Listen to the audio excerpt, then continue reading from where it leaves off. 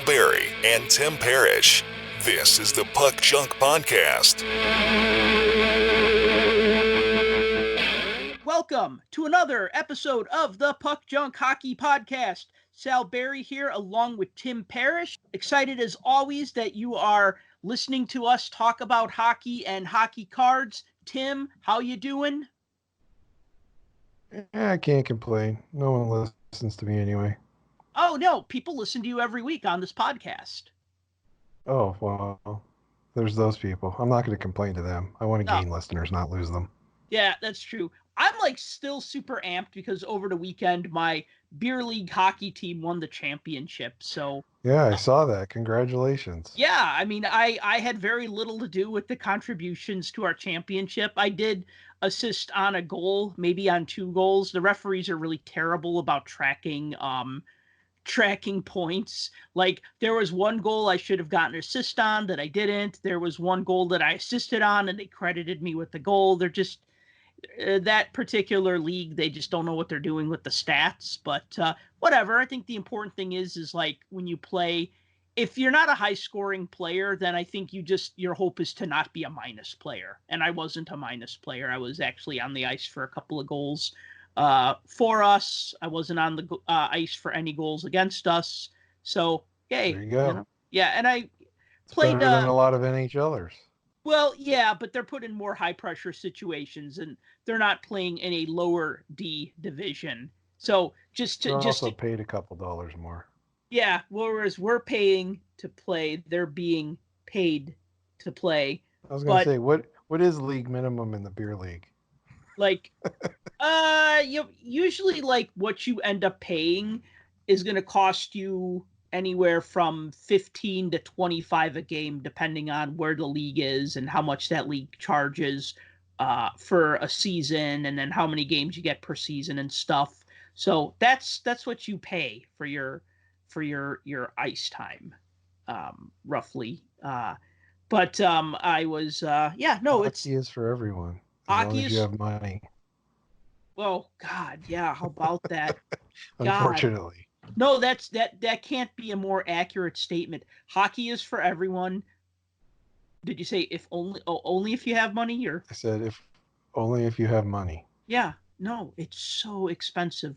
Yeah. I mean, it is just so expensive. Ice time is just, it costs a lot. It's even crazier in some cities and states where they have less. I mean, I was talking to somebody from San Jose, and he was telling me that they have beer league hockey games that start as late as 1 a.m. 1 a.m. Yeah, okay. Chicago, 10:45 p.m. is not uncommon. Anything before 11 is considered a good start time. Anything before 10 is considered like almost unthinkable. So if you have like a 9:30 p.m. game, it's like, ooh, it's only 9:30 game, right?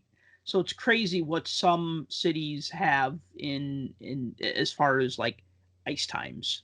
Yeah.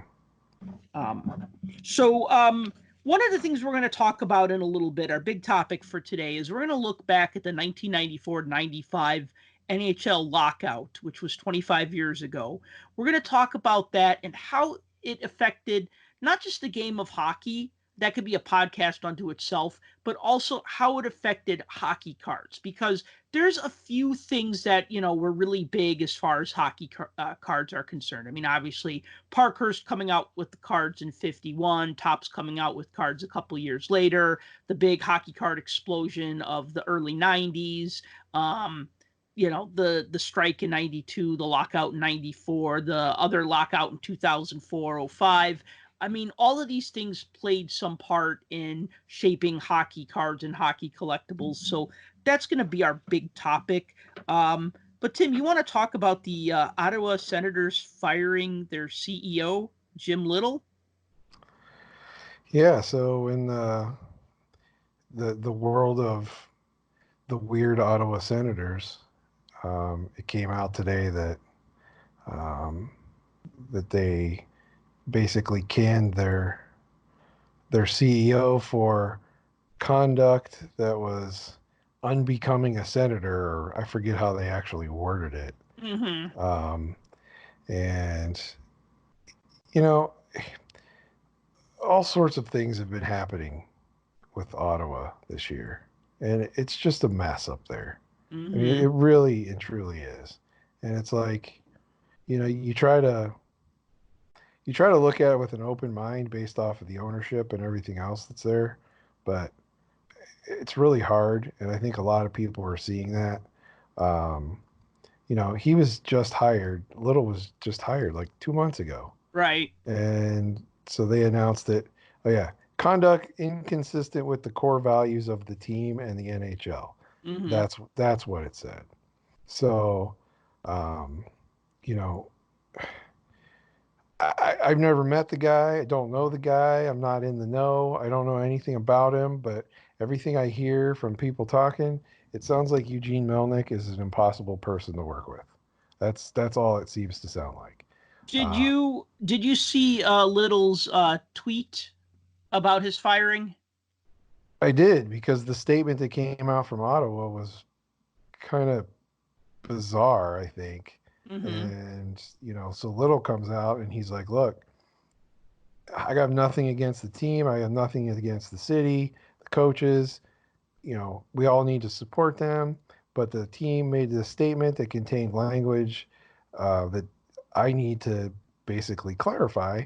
And he said that on Valentine's Day, he was talking to the owner and they had a personal disagreement over whatever approach to whatever thing he was doing. Mm-hmm. And since he's such a strong willed person, he got into it and basically swore at him. I'd Mm-hmm. like to know what he said, but I guess we'll probably never know that. But yeah, he swore at him on the phone, which he apologized for later. But he only imagines that that's exactly what it was that got him canned. So I don't know. Well, until we learn otherwise, we'll just assume that's what it was. Yeah, but Uh, and you wanted swearing at an owner in the NHL. to, I mean, not smart. yeah, but swearing. Okay, live broadcasts on NBC of all places. You constantly hear it when Pierre Maguire or Bush or whoever's down on the ice. You hear it in the background all the Mm-hmm. time. Mm-hmm. So I don't know. Or every time the Blackhawks win a Stanley Cup, one of them is going to let loose and curse, whether it's Corey Crawford or Andrew Shaw. Yeah. So I just don't get it. This is why he's fired for swearing. I don't I know. don't I know. mean, There's got to be more to it than that. yeah, the Suns are in 15th out of 16 in their conference, and as of this recording, and they're obviously not a good team. So Yeah. uh, maybe the owner had unrealistic expectations. Probably had unrealistic expectations. I'm sure every other league team that's mismanaged is looking at them going, "Wow, we aren't as bad as the Senators at least." Mm-hmm. Like the Marlins or the Knicks. God, they're awful. But anyway, Mm. but So that's a different sport. yeah. So speaking of awful, how about that Johnny Boychuk injury? That was crazy. I don't know if you were watching the game when it happened, I but was not, but I did I see the replays later. yeah, watching the replay, that was scary. The good thing was he got back up and got off the ice quickly. Um, but the fact that he had to have 90 stitches and some plastic surgery done to repair what happened. I mean, and I know we briefly chatted about it before, but people bring up the Clint Malarchuk thing where he got his throat slashed. I mean, there's been other incidences where players get hit with the skate, stuff like that. Look, you play rec hockey or beer league hockey. Hmm. How often do you sharpen your skates? I just gotten sharpened a couple days ago. It depends on how much you skate. Well, prior Me to that, when did about you once a sharpen them? month maybe. Once a month. These guys are sharpening their skates in between periods sometimes. Yeah. I mean, these things are like razor blades. So the fact that you have, a player going down to the ice whose leg comes up, I mean, it's like a machete just coming right across your Hmm. face. And, these guys aren't wearing full face protectors and, stuff like that. Other than a visor, I mean, there's nothing. But I mean, he was bleeding profusely after that, Yeah. and just oh my gosh, it was scary. But the, we don't know when he's going to come back. But the good news is, and they kind of made reference to it yesterday, and I think his brother got on Twitter and tweeted out that he was doing good and in good spirits and everything Mm-hmm. else. And Big Lou made the announcement that he's okay, and talked about how it only hit his eyelid, didn't Mm-hmm. damage any of his eye. He Mm-hmm. can still see. They did the eye test and everything else, but he'll be fine in the long run, Mm-hmm. which is great. And the fact that he tweeted out, "Hey, thanks for the support," everything else, he mentioned that, sorry it took me so long to respond, but my facial recognition software on my phone wouldn't let me log in, which I Yeah. thought was hilarious. But it's good. It's good that he's okay. But that was definitely a scary moment, and with the managers' meetings ending this week, that's one of those moments where it pops into people's heads. Uh-oh, do we need to change something for player safety and this and that and the other? And it's just one of those freak things that just happen. Mm-hmm. Yeah. I see something like that, and I think like me being a rec league player, if I got hit in the face, I wear full facial protection. NHL players obviously don't do that. I'm wondering if they ever will, but I know the answer to that is no. As long as there's fighting is allowed, you're never going to be allowed to have a full facial protection. Oh, and there's still tons of guys in the NHL that if they could go to it, they would and not wear a helmet like they did in the old days. I don't You know know, about that. I don't think oh, I there have been players that have come out and said if they had the option, they would go without it, which to mm, me, in this day and age, with the game as fast as it is, I think that's crazy. But, to each their own. Now, hold on a second, because I wrote an article for Hockey News about the last 10 guys to play without helmets. 92-93 season and 93-94 season, the NHL actually repealed the mandatory helmet rule.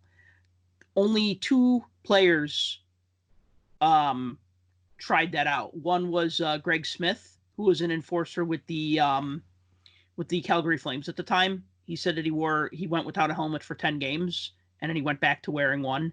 And then Why? Did he say why? uh, when I spoke with him, and sadly, Greg Smith passed away a couple years ago. When I spoke to him, I asked him about that. I said, "Was there any a reason like that?" And he said he remembered watching the Maple Leafs in the '70s when he was a kid, and the players skating around without helmets, and just how cool it was. So he wanted to be like his heroes. He wanted to skate without a helmet. Yeah, you Now, get the full effect of the flow in the back. absolutely, and he had some killer sick flow. However, Greg Smith was also a fighter, an enforcer, and he didn't say this at the time, but people who were Flames fans told me that he was definitely at a disadvantage when he got into fights because he didn't have a helmet. So already, he drops the gloves and the other guy's already whacking him in the side of the head and he's whacking the guy in the helmet, because there's only so much, area to punch, right? So Right. he was definitely at a disadvantage when he got into a fight, although that wasn't one of the things that he brought up at the time. But that's just something that I surmised from what other people observed, and then just thinking about it. So he didn't play with the helmet for 10 games. I mean, there's varying records on that. One article said 3 games. He said 10 games. I believe him because he lived it. But as far as otherwise, like Brett Hull didn't wear a helmet in the '93 All Star game, and he didn't like the experience enough to want to continue going without a helmet. And then in '94, Jeremy Roenick was like, "Oh yeah, I'm going to play the All Star game without a helmet," and Doug Wilson talked him out of it. So, which is funny because Doug Wilson played without a helmet. So that was pretty much it. So now in this day and age, I mean, look, players can opt out of wearing a visor, and most don't. I mean, there's only a handful of guys who don't wear visors in the NHL.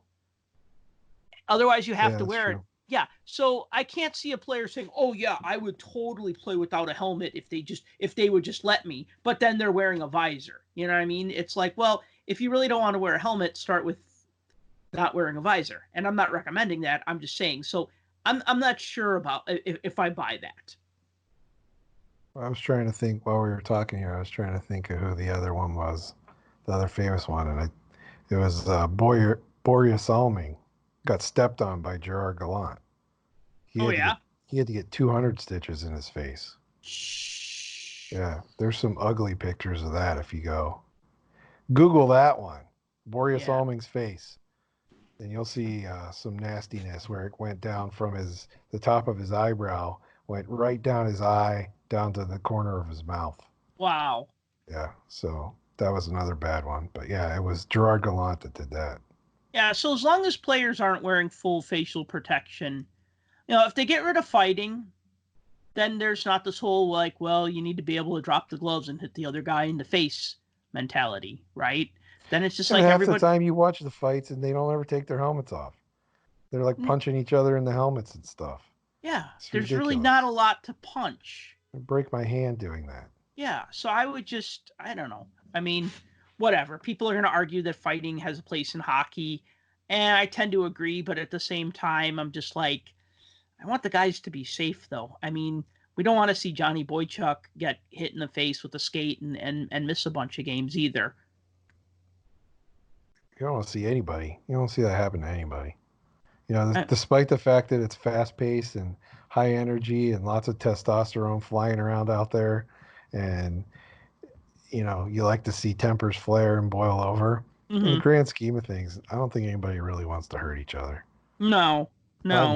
Not in today's day and age. Maybe deep seated, but nobody would ever admit to that. And I So, surely don't think mm, Lekanen did that on purpose. That was complete accident. no, God, no, no, no, no, no. Of course not.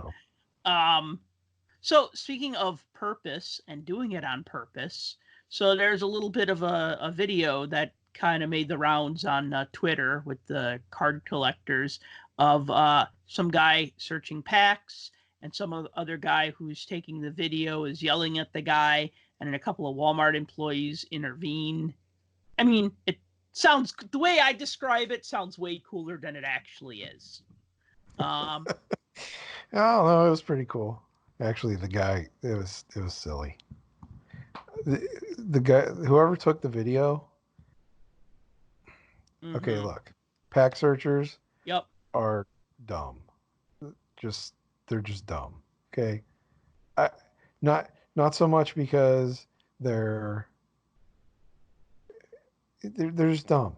Why do you sit there going through retail packs looking for a $3 jersey card Or a $4 sticker autograph?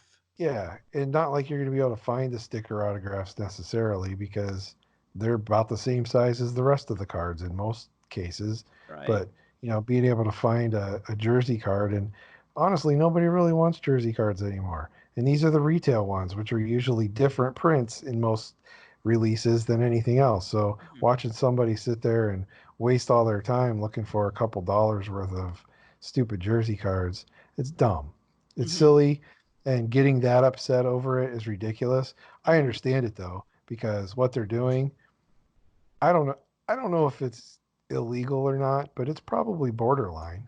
I mean, that's tampering with merchandise, right? I mean, maybe not illegal, but it's against the policy of whatever store they're in, I'm sure. But it seemed like the Walmart people were trying to protect the guy. Stores don't really understand packs. Like stores like Walmart don't really understand packs. I mean, they don't. Well, They and from don't. a retail standpoint, they don't deal with them. They're No. vendor driven. It's not inventory that's monitored by them. It's not inventory that's kept by them. And all of the sales and everything for those, I worked retail. I've been in that environment, and vendor driven merchandise is a completely separate category when it comes down to your actual sales, and it's broken out. So, What do you mean by vendor driven merchandise? Merchandise that's not inventoried. It's brought in by the vendor. It's taken out by the vendor. So in this case, so there's a distributor who deals with these cards on behalf of Target or Walmart or whatever. When I worked retail back when I did, it was exactly that. There was a vendor or a distributing company that would deal with the local Walmarts, the Targets, Meyer, whoever is actually selling the products. They would bring the product. They would also clean up the shelves, change the price tags, take out old product, replace with new product. They would do all of that. Refresh the displays. They did all of that. And when the time came, they took their stuff back with them. I worked for an inventory service that did retail, and I can't tell you how many Targets we did where the card wall per se was a DNI, do not inventory, because it was all vendor monitored. So why waste your resources and time caring about something that, yeah, the store makes some money off of, but it's not factored into the overall numbers. Well, I like the way the guy in the video is yelling and going, "Oh, you're taking it away from the kids," or whatever. And I thought about what you said many, many podcasts ago when you're like, card collecting isn't for kids. Like, when people say, You want "Oh, it to be, but it's not." Right. So that's why I had to chuckle. Like, the one time I saw a pack searcher, I was at Target. And it was funny because usually when I go to the card aisle at Target, I'm by myself. And then usually, like, on top of that, there's usually like shopping carts or the flat carts with merchandise in the card aisle. So Yeah, half the blocking time, everything so you have to move stuff to get to it, and yeah, right, or you're standing 2 aisles over squinting to try to see if you can see what's there. right, you're pushing around this flatbed with an entertainment center that somebody, is going to pick up Well, later. the And so, struggle of the retail collector is real. We all so share it. I am in the aisle and I notice another guy looking at the cards. And me, I like to talk to people and I like to talk about cards. So I'm just like, oh, I kind of made a joke to him as I was like pushing this card or whatever. I'm like, wow, they really take care of us card collectors, don't they? And the guy just like totally ignored me. Like I didn't say anything to him. So I thought, oh, maybe he has headphones on, right? So I kind of took another look, kind of looked at him again because it just seemed weird that he like flat out ignored me. And then I like paused there for a second, and then I'm like, "Are you searching packs?" And I just asked like that, like I was surprised because I didn't know what he was doing, but his hands were just like, and he shrugged and he just walked off. He like turned and walked off like he Of was course. scared or something. And like I wasn't like, "Hey, you nerd, you're searching packs. Get out of here." I was just like, "Hello there, fellow card collector." And he didn't say anything. And then I'm just like, "Oh, are you searching?" And then he scuttled away. And I'm just like, "Oh, okay. Guess he was searching packs." And I was like, "Ah, oh, bummer. I thought I was gonna make a new card collecting friend." And instead he ran away. Look, I get it. They're looking for the hits. I mean, obviously they're looking for the hits, but I don't think the pack searchers are actually the collectors. These are the guys that are selling the cards. These are the guys that set up at the shows advertising all Hot they sell are packs. hot packs because they pack search. So, okay, so they know that there's something in this pack. They don't know what it is. It could be garbage. But especially in retail, you're not really going to get those super crazy hits that people are pulling out of hobby because they don't cross over that way. So, Well, one time I mean, there's been a few times when I've gotten good cards in retail packs. I think the best I got was in a box of 06, 07 OPC. It was a blaster box. I got a Marcel Dion card, signed autographed card. That was okay, but nice. hear what you said. It came out of a blaster Yep. box. Yep. So really, you're talking about packaging that's shrink wrapped and inside of a box and inside of extra padded cardboard protection because they slide the packs in that little insert that's on the inside Hmm. there. So I'm not saying that's foolproof, but you can't really rub and feel and twist and turn that box to figure out what's in there. The only way to figure out if it's different would be to weigh it. which Mm-hmm. adds that extra element of the morons that come in with their little portable scales that fit in their hand and weigh the stuff and try to see, oh, well, this one is, you know, 0.02 ounces more than the other one, so there must be something in it. Mm-hmm. So, so that's different. I mean, obviously, finding something like that in a blaster box is totally different. But the pack searchers are usually going after the loose packs that are on the shelf, like the individual packs that come Mm-hmm. out of the retail boxes that are busted open and sold on a per pack basis, or they're pulling the fat packs off the rack, or something that's open that they can twist and turn and manipulate. Look, I understand the point. I think the guy was a little ridiculous in making a bigger deal out of it than it actually was. I don't Mm-hmm. like these people, but they're never going to go away. And especially now with the card market, like if it's not already there, heading the direction of, you know, early to mid 90s fervor because of various reasons, you know, so many different people are looking and going, oh, I can make money off of this again? Well, I might as well jump back in. And you're always going to have the crooked people. And I don't know. It's just, I don't like the people, but I'm not going to, I don't want to say risk my life by videotaping them and causing a scene, but I don't know that I would actually do that. I have taken pictures of some before, Mm-hmm. but I've never actually like confronted them and offered to duel them in the parking lot. Mm-hmm. Yeah, now, like when I was a kid, you remember the 1990 score hockey, how see-through those wrappers were? Yeah. Anybody who says they've never, anyone who bought 90 score back in the day, or maybe even score baseball, hell, any score product from the late 80s, early 90s, yeah, we've all done that. You could see the top card. You could see what the But top that's the card thing, is. you can see it through the package. That's Yeah. different than picking the package up and like putting your fingers on the top and your thumbs on the bottom and running your hands across it and denting all the corners in the process just to figure out if they're going to slide or shift easier than others. It's Mm-hmm. dumb. It's No, stupid. I agree. For all for a $2 jersey card or $3 Yes. autograph that you, Right. yeah, It's going to be a that's plain it's going to be a plain white swatch of some arbitrary player that if it's a hockey card, it's a fourth liner. If it's a baseball card, it's a, bullpen pitcher that nobody cares about, or, mm-hmm. you know, some, you know, pinch hitter guy Mm-hmm. or a rookie that will never make the bigs. Mm-hmm. It's dumb stuff like that, but I don't know. I, it's dumb, but it is what it is, I guess. So last week we debuted the Puck Junk listener mailbag, and we had a bunch of questions that we answered. And again, I want to thank everybody who submitted a question. This week we got one question that we held over from last week, and we got two other questions from this week. Do you want to? Which one do you want to do first?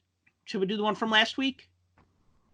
Sure, we could do that one. All right. So at Eldon KR asks, what advice would you have for a newbie collector? Any pitfalls to avoid? You want me to go first? Sure, why not?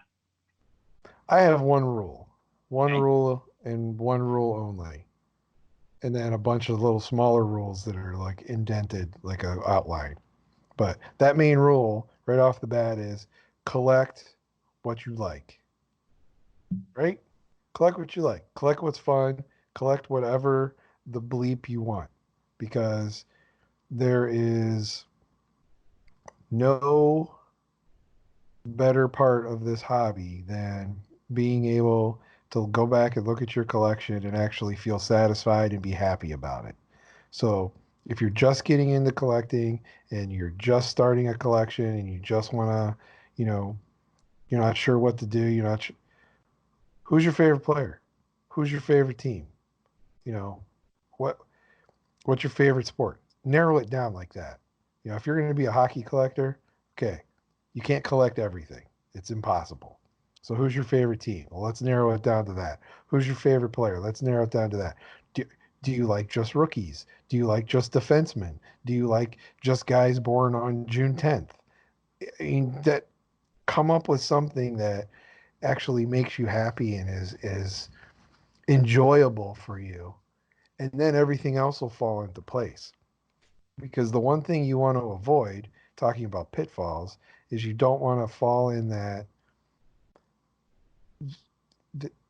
thing that a lot of collectors, I think, do at times, and that's to use a drug term, chasing the dragon. That's is what I call it. And essentially, you look around and you're like, "Holy cow! Leon Draisaitl is like the hottest player in hockey right now, and he's blowing up and he's scoring like crazy. And now people are saying he's going to win the Hart Trophy. I should collect his cards." Do you like him? Do you like watching him? Are you an Oilers fan? I mean, don't jump into these like trends and things just because it seems like that's what there is to do. I mean, unless you're truly going to be an investor and not a collector, there's no reason to do that. Collecting is a marathon. It's not a sprint. And, if you want to enjoy it and you want to make it a lifetime thing, that's what you got to do. Find what you like and stick with that. So when I started collecting hockey cards around 30 years ago, I was trying to collect everything because that was back when you could collect everything. There was a top set, there was an O-Pee-Chee set, there were maybe some sticker inserts, there was maybe a Panini set, there were like the fun one-off type of sets like the SO All-Star or Craft or whatever that you could get, right? Obviously that became a lot harder with many sets coming out and Young Guns. I could never find the SO sets. Well, I'm talking about the 88, 89 set, which is like way, way overproduced.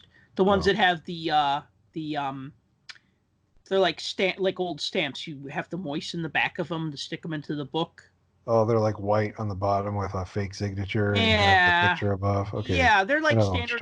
They're like the height of a standard card, but they're skinnier. Skinnier, yeah. Yeah, I mean, you could go on eBay and find like people selling like 100 packs, like a lot of 100 packs or something. I mean, it's just, there's still a lot of them out there.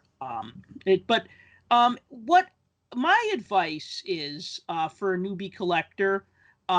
So two things is, I think one is, and this can always change because that figuring out what you like to collect, some people only collect their favorite team. Some people only collect their favorite players. Me, I do collect Blackhawk cards and I do collect certain players, but I really like just building sets. So the way I see it is if I complete a 2019, 2020 Upper Deck set, I already got all the Blackhawks in it, and that set's going to have my favorite players in it, right? My favorite current players, if it's a complete set, for the most part. As far as pitfalls to avoid, the thing is you can't collect everything. And so what I have to constantly do, or not constantly, but once in a while, I have to kind of remind myself what I don't collect. So I'll give you for instance. I like hockey cards. I see a hockey card. You do? I love them, right? So I see a hockey card from 1963, right? And I go, I want that card. I need that card. I'm going to buy that card, right? But if I see a hockey puck from 1963, so let's say the hockey card is $100 because it's like a Parkey card from 63.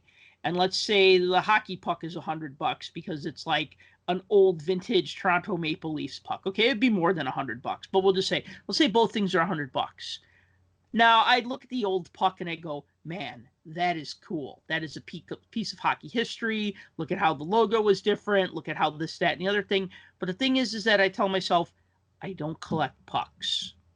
So I would not buy that. Or like certain things. I don't collect game-worn jerseys. I'm not talking about like a one-off. I'm talking about just like as a habit. So like, do I buy pucks? Yeah. Once in a while, I will buy a commemorative puck. When the Blackhawks had their Stanley Cup championship, I bought like a commemorative puck from that. If I see like an old All-Star puck and it's a couple of dollars, yeah, I'll buy that. But what I'm not going to do is I'm not going to like dedicate a lot of time, money, and space to collecting pucks because that's not what I'm passionate about. I like hockey and I want to collect all the hockey things. I mean, those McFarlane figures, I have a lot of them. I don't have every single one because I told myself if I was going to chase down every single one with all the variants and whatnot, it was going to be a lot of money. And at the end of the day, I'd rather have cards than hockey figures. But if I'm at a show, some guy has McFarlane figures marked down to $5 each, and I see one that I want, yeah, I'll buy it. I mean, it's okay to flex a little and be open, but I mean, I think it's just good to at least give yourself some boundaries. Because I remember in the 90s, I was just like, I'm going to collect everything hockey. I'm going to collect all the pucks of every team, and I'm going to try to collect all the old pucks of old teams, and I'm going to collect all the magazines that I see, and I'm going to collect all the hockey starting lineups, and I'm going to collect all the hockey cards, and it becomes overwhelming. It's so easy to just get overwhelmed by the sheer amount of stuff that's out there. So I think giving yourself some boundaries once you figure out what those boundaries are. I mean, I bought maybe a dozen pucks thinking I was going to like collect pucks, and I'm like, man, A, these things are expensive, B, they take up a lot of room, and C, I'm just not into them. Like it's cool, but I think again, what at the end of the day what makes me happier is like trading cards. So that's my advice on that topic. And that is good advice. I mean, both of those, I think both of what we said kind of go together. Oh, absolutely.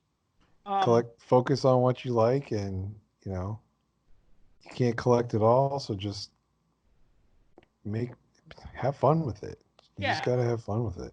Yeah, I mean, I think it's okay to break a rule once in a while. Like if a game worn sweater came along and A, it was a player that I liked, and B, it was something that I could afford, yeah, I would probably think hard and buy it. But I wouldn't want to like say, okay, now I'm going to collect game worn sweaters of every Hall of Fame player. Because one, I don't have that kind of money. And two, I wouldn't be that into it. You know what I mean? Like, would it be cool to have? Yes, absolutely. But again, like I said, thinking about what I'm really excited about, I'm maybe not as excited about that as I am other things. Well, and the practicality of it's kind of ridiculous too. Imagine how Oh, many jerseys you'd have sitting around. oh yeah, that's a lot of And I jerseys. mean, from a card standpoint, I did the same thing when I was younger too. Oh yeah. I started collecting. I collected every sport. Hmm. I collected baseball, basketball, football, hockey, and I even had some wrestling cards. There were And less sports to collect then, or less there less were cards. there were less cards, but at the same time, you start to amass large quantities Hmm. and very large quantities, and it's like, what is the point of this? And I've consolidated over the years and cut back, but I'm a set builder just like you are, so it's hard to say focus on what you like and only stick with that when you're a set builder, and the whole idea of building a set is you have to have everything, right? Hmm. So if you're going to go down that path and be the set builder, take the steps necessary to not let it get out of control. Hmm. I think you and I are probably bad examples for that because we're both collecting like thousands of sets all at the same time. And we have want lists that go on for days. Yes. But, that's years and years and years of accumulating and collecting put Hmm. together. I would definitely not recommend somebody to be like, I'm going to be a set collector. So here's every release that's coming out in 1920, and I'm going to write down the checklist of every set and go after all of it. Definitely don't do that. That's insane. Yeah, no, it is. I mean, over time, as I've finished certain sets, then I start looking backwards and I say, okay, I got all the OPG cards from 73 and up. So now I move back a couple years. And then, I started picking up enough Parkhurst cards from the 50s and 60s where I would just randomly pick up some cards inexpensively. And it would get to the point where I'd be like, okay, well, now it's time for me to figure out which ones I actually need for a set. Yeah, I did that with some of my 70 sets. It's like I was putting them together, but I didn't really have enough to justify listing out a checklist Hmm. and having it still have, 150 of the 165 numbers or whatever were on it. Right. So, but yeah. So yeah, So good advice.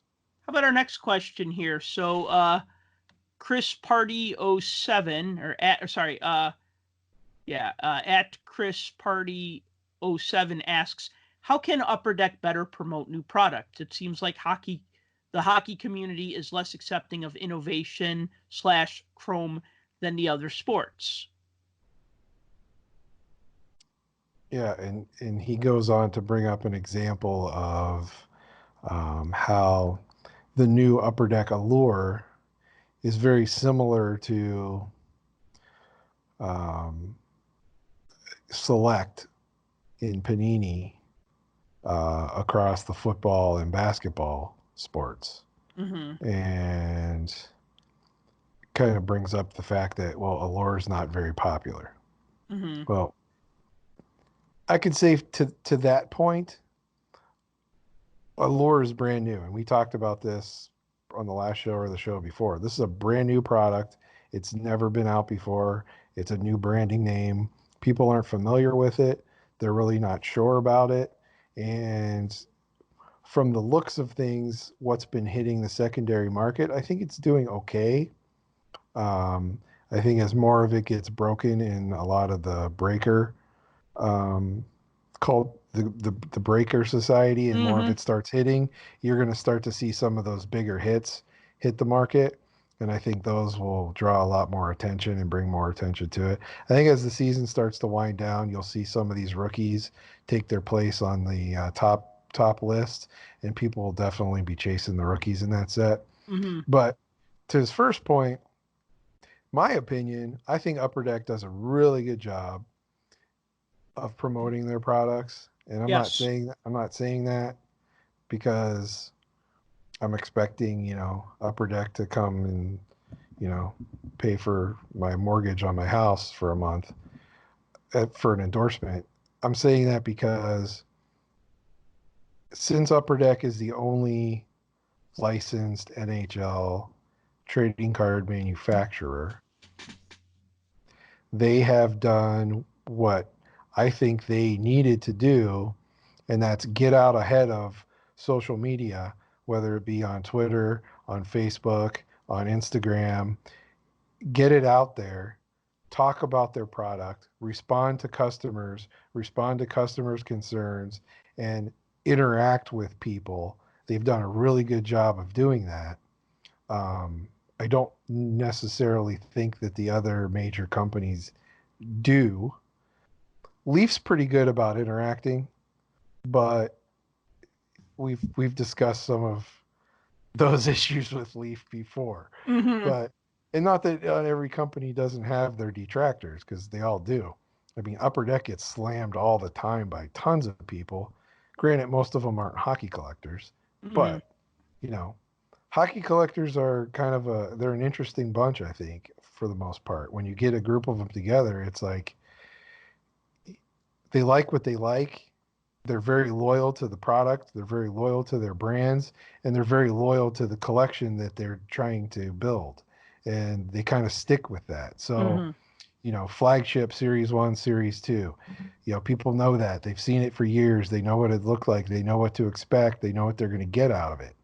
O-Pee-Chee's been out long enough that everybody knows that's the big, huge set. If you're a set builder and that's the one you want to have fun with, you go after it. The parallels in there are great. There's tons of rookies.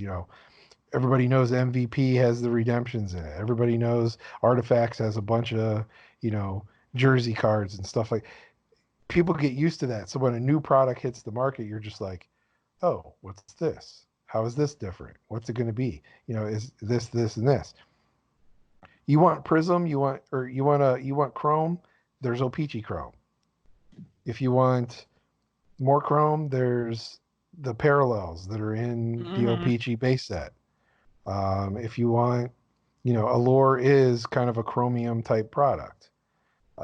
They've tried it in Trilogy before with kind of a chromish type finish. Um, you know, I think they do a pretty good job of it. You know, They're at So all the events. They're at all the things. They do the hockey card day. They do promotions for stores.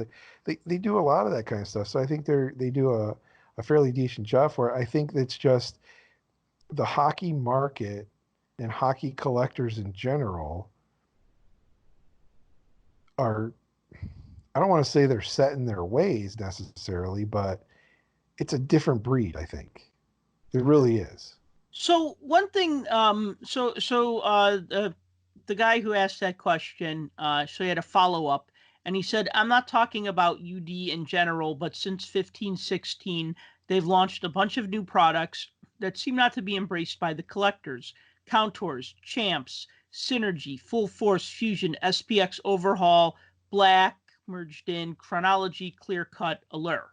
So I want to address that a little bit because as I was reading that list originally from his tweet, I was thinking that this kind of brings up one of my earlier complaints, and this doesn't have to do so much with Upper Deck promoting or lack of promoting, but maybe it has to do with lack of collectors embracing.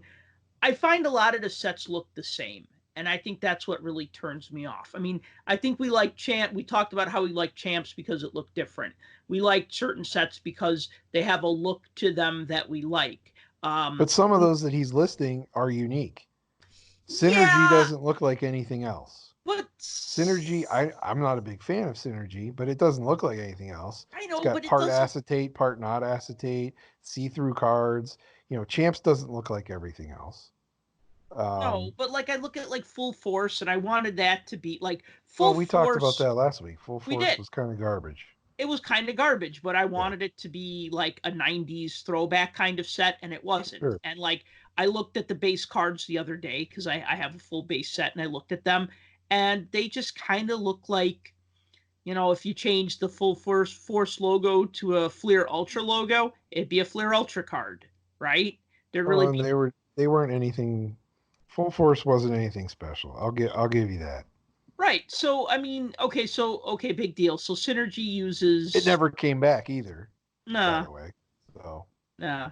I guess they Um, reserve the right to bring it back at any given time. Well, but a lot of those cards, though, I mean, they're kind of like the same. They're the designs are different, but they're more or less the same. Like Kind it's of. high gloss front, high gloss back, 5 years of stats, some obligatory foil stamping. Okay, maybe you have something like Champs where you go, okay, well, Champs doesn't have foil stamping and it's got plain fronts, no gloss. Okay, well, that's Champs, right? And then you go, okay, well, Peachy doesn't have that either. All right, but as far as a Black Diamond card, a Fleer Ultra card, um, an SPX card, um, well, no, Black Diamond, at least for the longest time, they're like the foil cards. They were. They had the foil, and they had that. It looked like Dewfax, Yeah, I but mean, it wasn't. I guess that's copyrighted, so you can't call it that. but it was a little bit more. I mean, in the 90s, when you said, okay, you had your Topps hockey cards that were just kind of low end, and then you had your Stadium Club cards, which were glossy, full color, both sides. And now we kind of expect that of all cards. So maybe it's kind of harder to raise the bar. Um, but yeah, I think that's the thing is that there's really no difference to me. Maybe the sets look different, but it doesn't really fulfill a different role so much. Yeah, and it kind of goes back to the whole collecting thing. You collect what you like. So, collectors that are out there that are team collectors are going to go after their teams regardless of what's out there. If you're a player collector, you're going to try to get all of the cards of that player. So if they're in sets that you may not normally buy, you'll at least go after those players. A lot of these sets we're talking are 100 card base sets Mm-hmm. or 150, 200 max in some cases. Set builders aren't going to go after those necessarily. They aren't going to be ones that are a challenge. So so you alienate that group. If you don't have a specific player in it, you alienate those player collectors. If you don't have a whole big selection of players from other teams, you eliminate those team collectors. So now you're down to just the people that are going after what? The hits? Mm-hmm. And generally those 100 card base sets are the higher end product, right? Mm-hmm. So those are geared towards the hits. And so when you get into the hit chasing, now what are you looking at? Well, you've gone away from the collector back to the investor. The person that goes to the hobby shop, opens up a box of cards, takes the hits and leaves all the base cards there.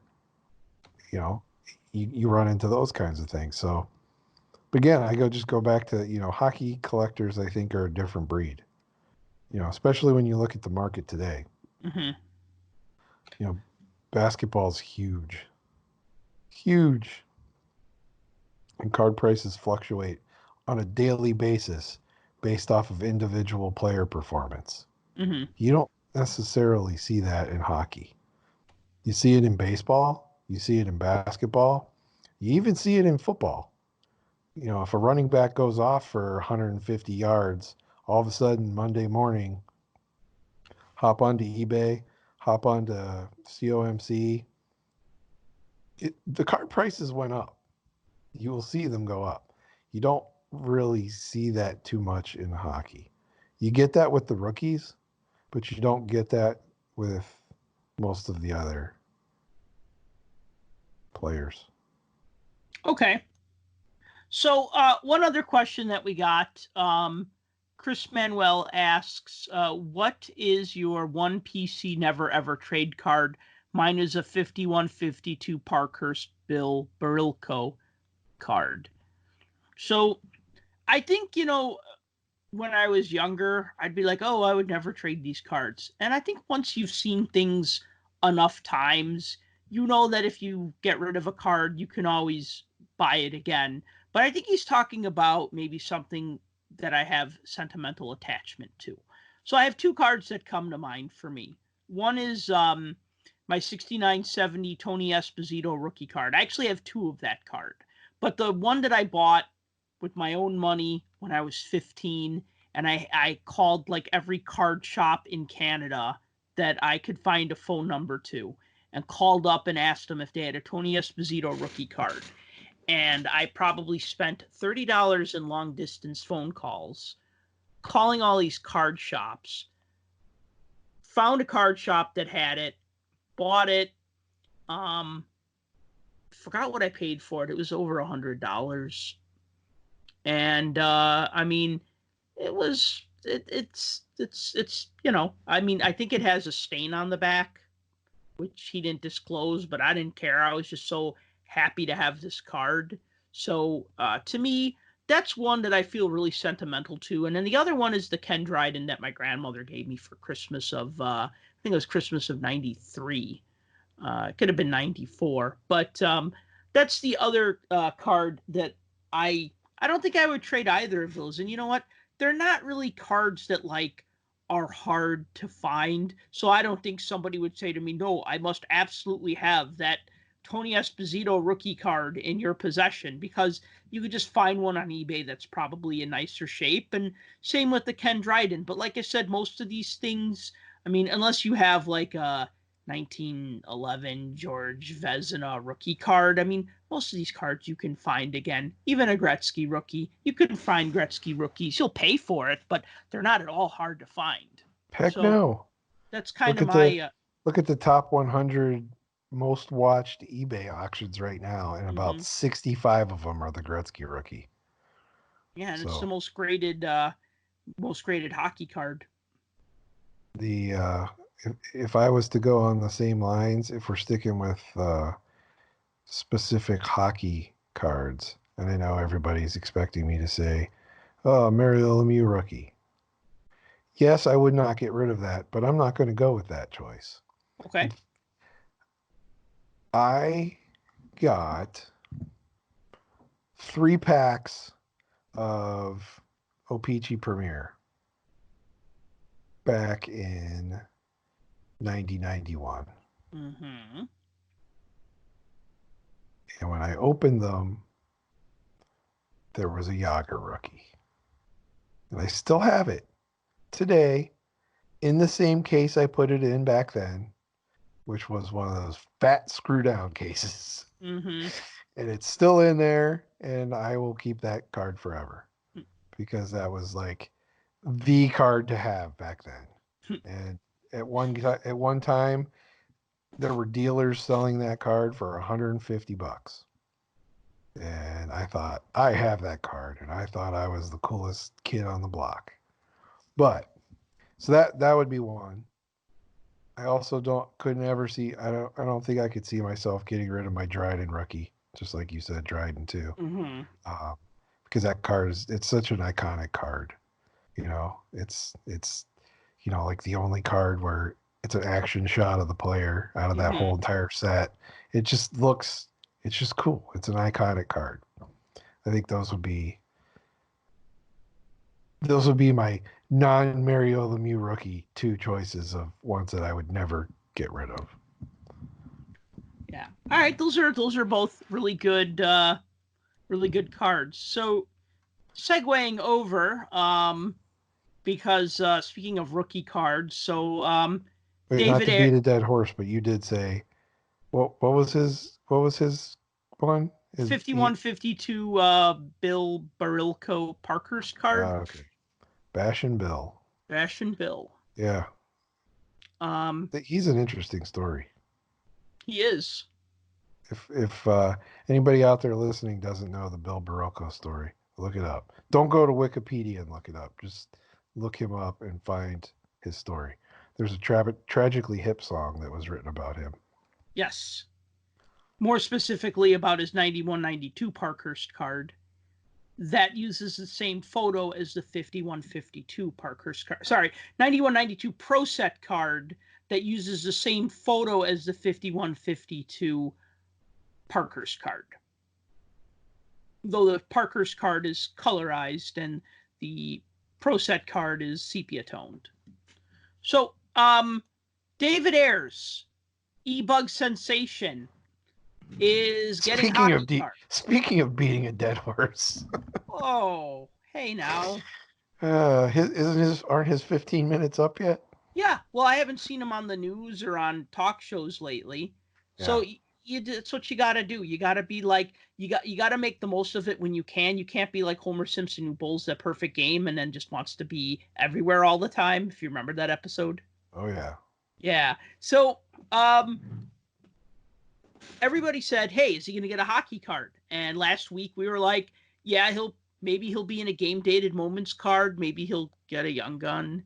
Maybe he'll get a top sticker." So he's definitely getting a game dated moments card. And so in order to do that, Upper Deck, well, they got to do two things. One, you got to get clearance from the league, and two, and you got to get clearance from the players. Now, since they have a Players Association license, every time they make a Sidney Crosby card, they don't have to ask Sidney Crosby for permission. They just make a Sidney Crosby card because they have a Players Association license. Because David Ayers is not a member of the Players Association, they needed to get his permission to make a card of him. And he said yes. Maybe he said hell yes. I think most of us are saying hell yes. So this week he had a card in game dated moments. And then in middle of May, SP Authentic will come out. And SP Authentic always has as inserts, they call it Upper Deck Final Update, where it's like the last 30 or 40 cards that go after Upper Deck Series 2 that include traded players, maybe players who were overlooked that really should have been in the set, young guns, and then sometimes some all-star type cards or season highlight type cards. So he'll be in that set.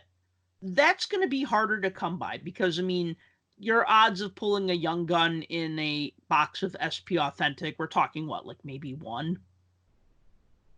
Yeah, I don't know what the collation's going to be on that.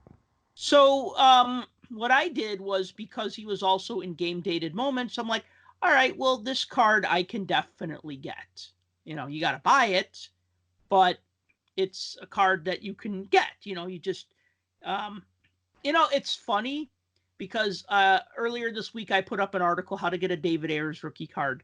And then I put that on Facebook, and then somebody was like, I really wanted to buy this card and I couldn't figure out the whole EPAC thing. So thank you for breaking it down step by step.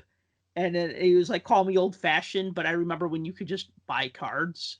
And I thought about it and I'm like, yeah, in order to buy this David Ayers card, one, you need an e-pack account. Okay, fine. You need to buy a different pack of cards. Then you need to buy that pack of cards that has his card in it.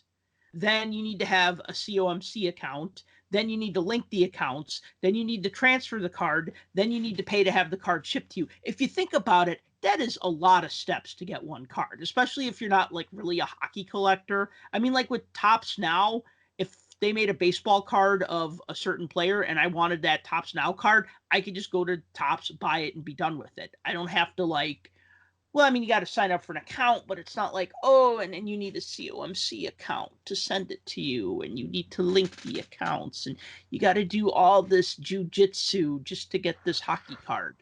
So e-pack doesn't ship direct anymore? It's only through COMC? I never knew them to ship direct. I thought you could either choose to have your card sent directly to you or to send to your COMC account. Oh, well, no, don't I feel stupid? Well, I don't know if that's the case or not. I thought it was, but maybe I'm wrong. I thought I read something that Upper Deck was no longer handling fulfillment, but then again, I could be wrong on that. So if I am, I'm sorry. To anybody who is going to transfer that card to COMC. I like the fact that he's in Game Dated Moments because that was a big story, and that's what Game Dated Moments should be. It should be the biggest stories of each week. So I like the fact that that was in there. If that wasn't in there, if Ayers' heroics, his e-bug heroics were not in that set, I think that'd be a loss. However, I don't know if I'd like his card being this like legit rookie card in Upper Deck update. I kind of like what they did with the George Alves cards or the gritty cards where they made young guns, but they sent them to retailers and you could get them that way. Because in that way, it's not part of a set. And I almost feel that like the supply of those will meet the demand. And I feel that like this card that's going to be in SP Authentic is going to be a lot harder to come by. And I feel like that the price of that card is going to be ridiculous for all the wrong reasons. It'll definitely be garnering more of a premium. I mean, once they start to hit secondary market, I don't know that it'll drive box prices up necessarily. No, but that'll be left to be seen. I mean, SP's already it's a mid-range product. I don't want to say a high-end product. I mean, it's a mid-range product. Like $100 a box. Yeah, it's about $100 a box. So, but you're right. There will be short printed. The Upper Deck updates series are always short printed in those. So you're not going to get many in a box, and it's going to be let's face it, it's going to be the case breakers that unearth the majority of them. Mm-hmm. So, we'll see. We'll see what happens with that. It'll be interesting. All right, so let's go back in time 25 years. Let's go back a little bit further. Let's go. Do the right. Okay. So it's 1994. The Rangers win the Stanley Cup. Hockey is doing pretty good for itself. A couple years after Gary Bettman takes over as commissioner, I would say that the Rangers winning the Cup was a great story because it's, your biggest market in the United States. So all eyes are on hockey, or at least a lot more eyes are on hockey. I remember Conan O'Brien had this recurring character called the Dancing Stanley Cup. I don't know if you remember that or not. Did you watch Conan O'Brien back in the day? No, I didn't. Okay. I didn't find the genius of Conan O'Brien other than as a writer on The Simpsons until way later. Okay, so I got him right away. I thought he was hilarious. I used to watch his show every night, and he used to just have like these weird characters on his show, like Triumph the comic insult dog. Sure. Triumph. Yeah, everybody knows Triumph. The Pimp Bot 5000, And another character that he had was the Dancing Stanley Cup, which was just a Stanley Cup on legs that would just dance around while the band played We Are the Champions, which was funny, right? So, and then when the Devils won the next year, the Dancing Stanley Cup came back to, dance around because, New Jersey's really close. But then we have the lockout, October 1, 1994. And so it's like 100 and something day lockout. They finally start the season. I'll say it was like January and end of January. And a couple of things happen. The season is shortened from 84 games to 48 games. They get rid of the All-Star game. And they also drop what were called neutral site games, which was holding NHL games in cities that didn't have an NHL team to try to build interest in those cities, and then also to kind of gauge and see if, maybe that would work as an expansion market. So, I mean, and there were other things, other effects too. But then there was also the whole hockey card thing, because what happened was that there was a lockout. Retailers, especially like card shops, were not really, they didn't want to spend a lot of money on hockey cards because hockey wasn't on TV, so they weren't going to go and spend, stock all this hockey product. So that had an effect on the companies. And then there were some other effects that we'll talk about once the strike was lifted. So what do you remember about that? Because I know you talked about that before when I wrote an article about this many years ago for Beckett, and you were one of the people I quoted in that article. I was? You were. What did I say? You talked about how you couldn't find hockey cards, and you were only an hour away from Chicago, and yet you could not find hockey cards. That none of the retailers around you were really carrying them. Yeah, there was nothing. I mean, there was absolutely nothing. It was almost like hockey didn't exist in Chicago, which I'm sure you witnessed that as well. That whole time frame, and you're right, there was a lot of momentum.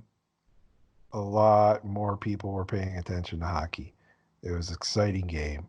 It opened up a whole new world for a lot of people, and it started bringing people over from other sports. Mm-hmm. Hockey was actually, I remember seeing something about hockey potentially taking over the number 3 spot from basketball.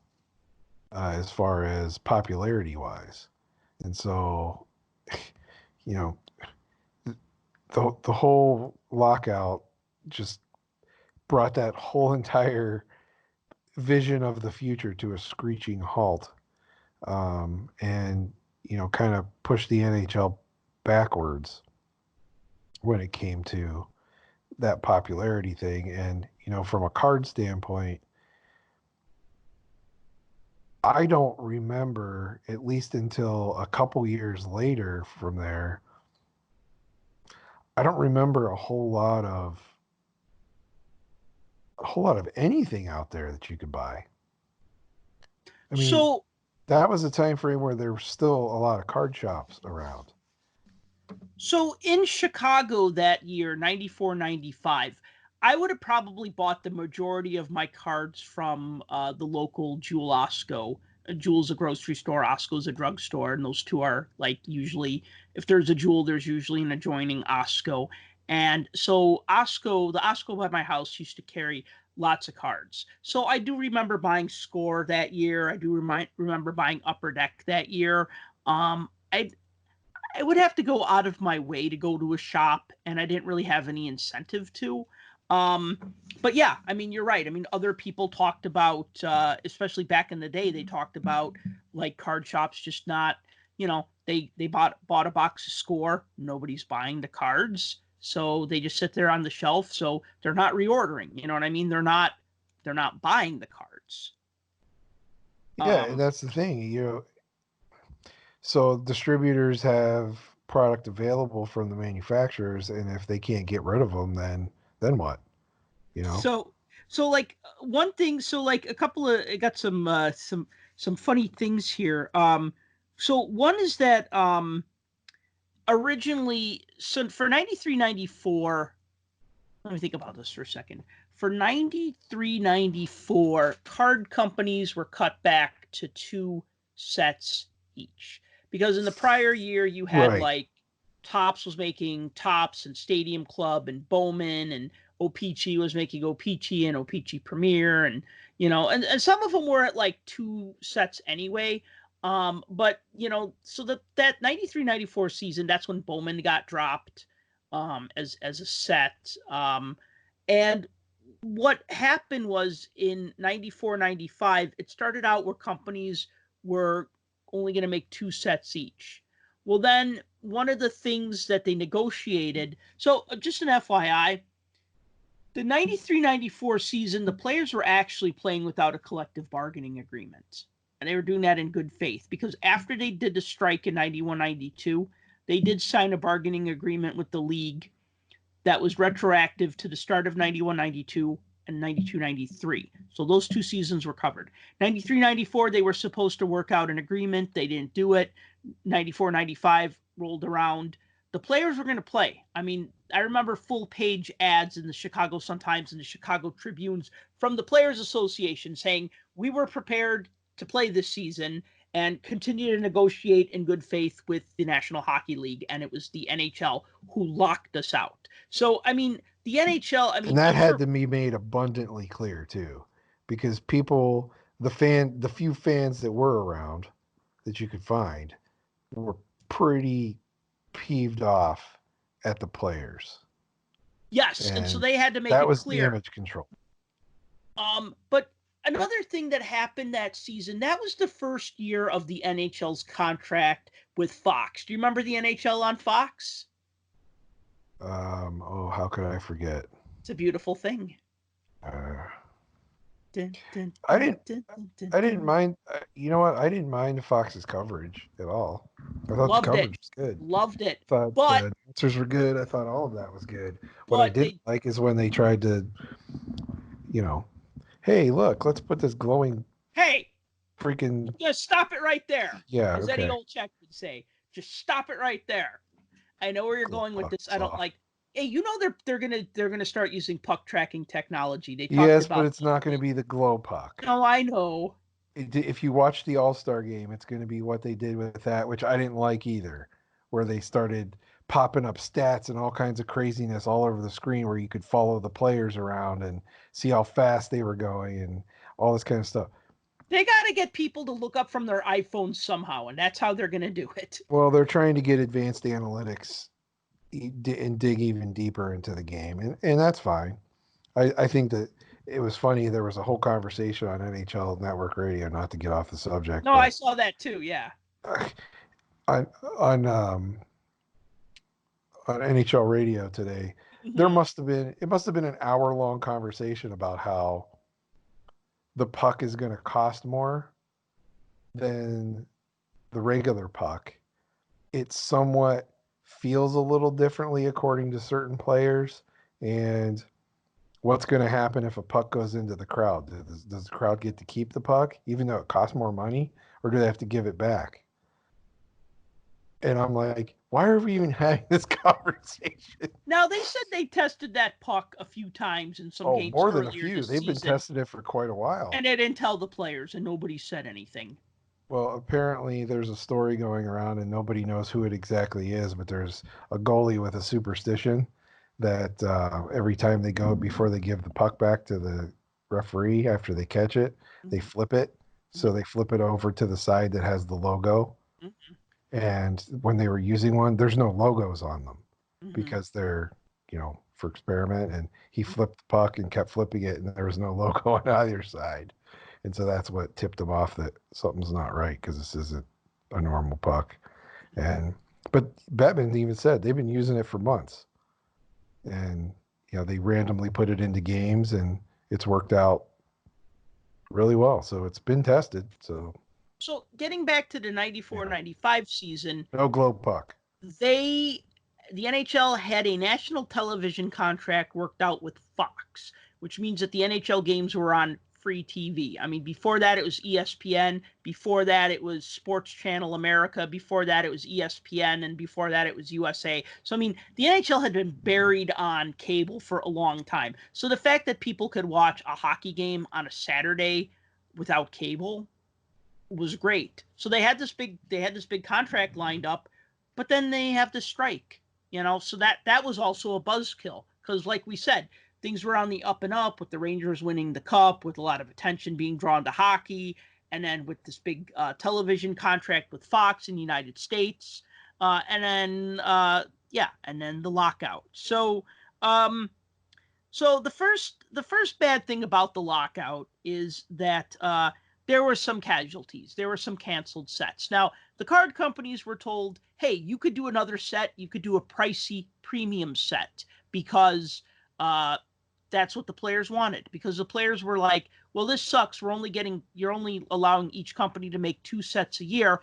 Look at what Topps is doing. Look at what Score is doing with baseball, right? Look at what's being done with baseball and football. There are tons of sets for those sports that one company will put out. We want that for hockey. We don't want Topps to just be limited to 1 or 2 sets. Why can't we have a finest set that's $3.99 a pack? Why can't we have a premium high-end upper deck set, et cetera, et cetera? So, I mean, this paved the way for something like the Cup.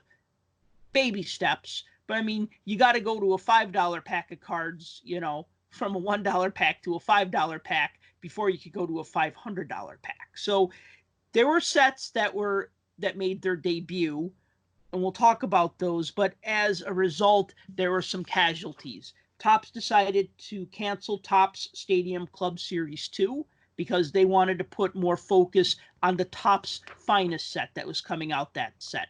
And Stadium Club had an insert set called Dynasty and Destiny. There was cards 1 through 5 in Series 1, but on the back they said 1 of 10, 2 of 10, 3 of 10, 4 of 10, 5 of 10.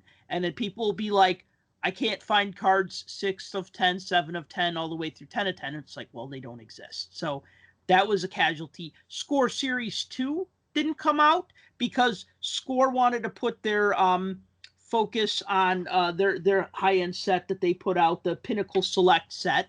So Score Series 2 got canceled, meaning that the Score set doesn't have cards of Wayne Gretzky, Patrick Roy, or Martin Brodeur, because they were going to be in Series 2. But oops, Series 2 never came out. So Score Series 1 is like one of those sets that you almost can't give it away, because it doesn't have enough. It has some stars in it, but it's like a Series 1 without a Series 2. And there's no Gretzky in it. And then Parkhurst Series 2, this is actually a pretty funny story. Funny, maybe not funny. Upper Deck came out with Parkhurst Series 1. That was an agreement between Upper Deck and Parkhurst Products, which was at the time owned by Dr. Brian Price, who then went on to own In the Game Trading Cards, who now owns President's Choice Trading Cards. So he had the Parkhurst name. His company was called Parkhurst Products, and he had a sub-license with Upper Deck where he had the rights to the Parkhurst name. So they basically made the cards for him and distributed and shipped them. And it was a partnership, right? So what happened was that Upper Deck wanted to make their SP set as a standalone set. So they took Parkhurst Series 2, they rebranded it as Parkhurst SE for special edition. They sold those cards in Europe, and they're numbered SE1, SE2, SE3, etc. But it is, for all intents and purposes, the Parkhurst Series 2 set from that year. But it was sold in Europe as Parkhurst SE.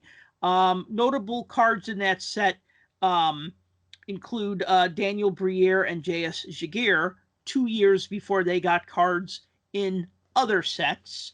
And this actually resulted in a lawsuit between Parkhurst Products, owned by Dr. Price, and Upper Deck, because Upper Deck was contractually obliged to make a Parkhurst Series 1 and a Parkhurst Series 2.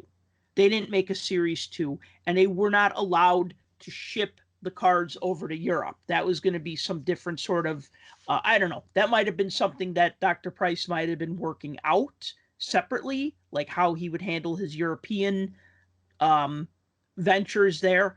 So that actually resulted in a lawsuit, and Upper Deck had to pay Parker's Products money because they were in breach of contract.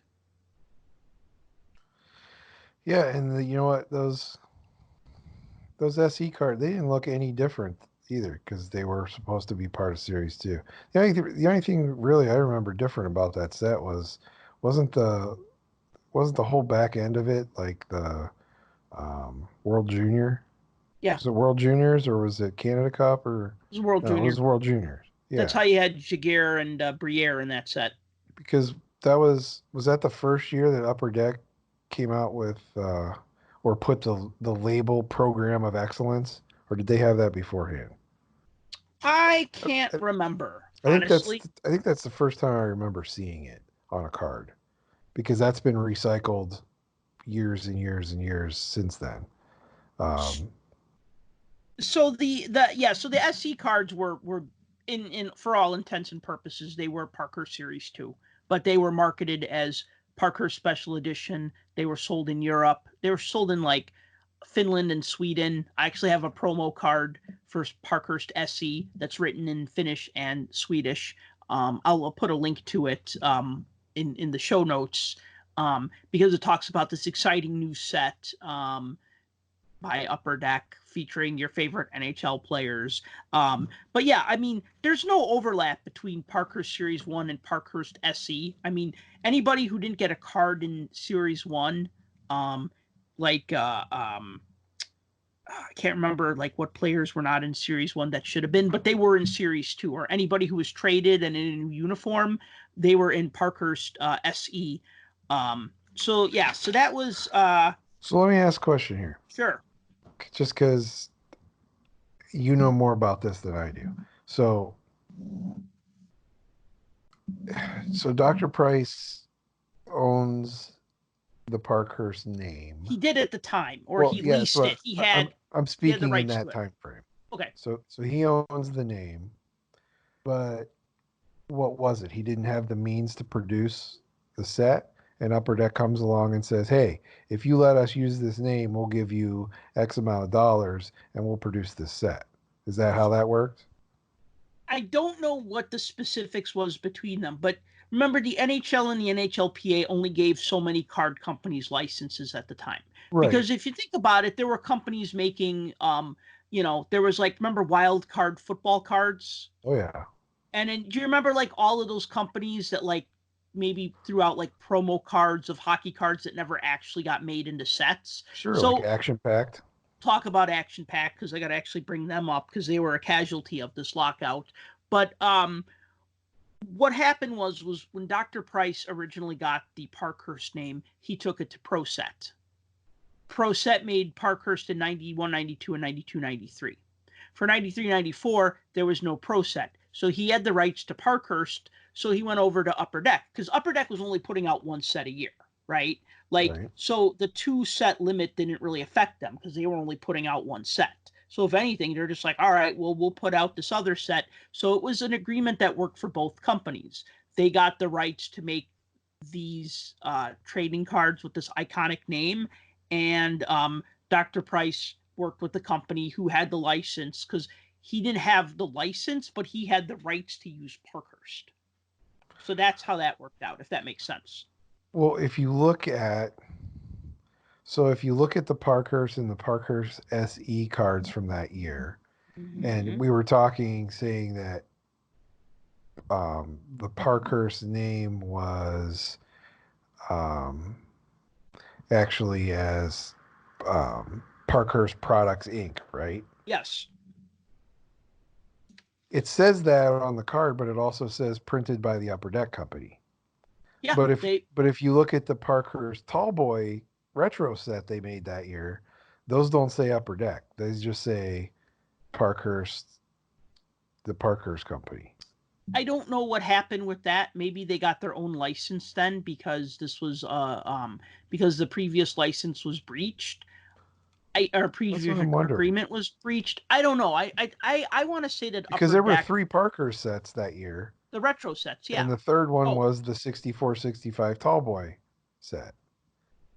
but because of the copy, if you look at the copyrights on the back, Upper Deck's on Series 1 and SE, they're not listed on the Tall Boys. That's interesting. I'll have to find out about that. Maybe I'll reach out to Dr. Price I and was going to see. say, we should see if we can get Dr. Price to shed some light on that. Yeah, that would be good because the Tall Boy set was pretty awesome. Another thing was that so Upper Deck was going to have a contest that year called You Crash the Game, where you'd get a game card, and maybe it would have Jaromir Jagr on it. Crash the game cards. And it would say Penguins versus Flyers, October 14th. If Jaromir Jagr scores a goal, you can redeem this card for a complete set of You Crash the Game inserts, right? So what happened was they printed up all these cards and they put them in their sets. They put them in Upper Deck and whatnot. And pre-based off of games scheduled in the for that season. Released schedule for the season that came out in the middle of the summer. Right. So the season's canceled. So basically all of those games are null and void. So Upper Deck just basically said, okay, all the cards are winners. So there are a ton of 94, 95 You Crash the Game gold sets. I mean, you could get it for a couple of dollars because they honored them all as winning cards. So, I mean, they didn't, because all those games got canceled or half the games got canceled and the other half got rescheduled, but all those game cards just didn't make sense anymore. So, that was a big try, but that could have been a really cool contest because then you would have been buying these cards and then you would have been like, oh, cool. If this player scores this goal in this game, I can redeem this card for a prize. Right. So it kind of gets you into that game, you're excited about that. You want to see something happen. And that's, that was another, problem. It ruined that contest. But, another thing is that like Score at the same time. So Score was having its own promotion. So Score back in 93, 94 Series 2, they did gold cards. And then in 94, 95 Series 1, they did gold cards. I want to say they were like one per pack. And if you collected a complete set of gold cards, not the checklists, just all the player cards from a set, and you mailed them into Score, they would mail you back a platinum team set. They would mail you back your gold team set, and they would punch them. And they had a special punch that was like a lot of little dots in the shape of a triangle. It was supposed to be the Pinnacle logo. And they would punch them in the lower left corner very consistently. So gold cards could be redeemed for platinum cards, and then you'd get the gold cards back that were punched. Now, the platinum sets, according to Pinnacle Brands, they said that they weren't all redeemed. So we don't know if they just dumped them on the secondary market or if they threw them away. But when I first found a platinum set, I kind of went on this quest to get them all. And as far as I know, they made them for the teams, the NHL teams. They didn't make them for the World Juniors, and they didn't make them for the checklists because I found no platinum versions of the junior players or of the checklists. But finding a platinum set, not impossible. You'll find them. Finding a gold set that's punched is kind of tough because not a lot of people did that. And especially with the teams that had a lot of cards, like the Red Wings, that's a set that you don't see too often sold, a platinum set. So that was another thing.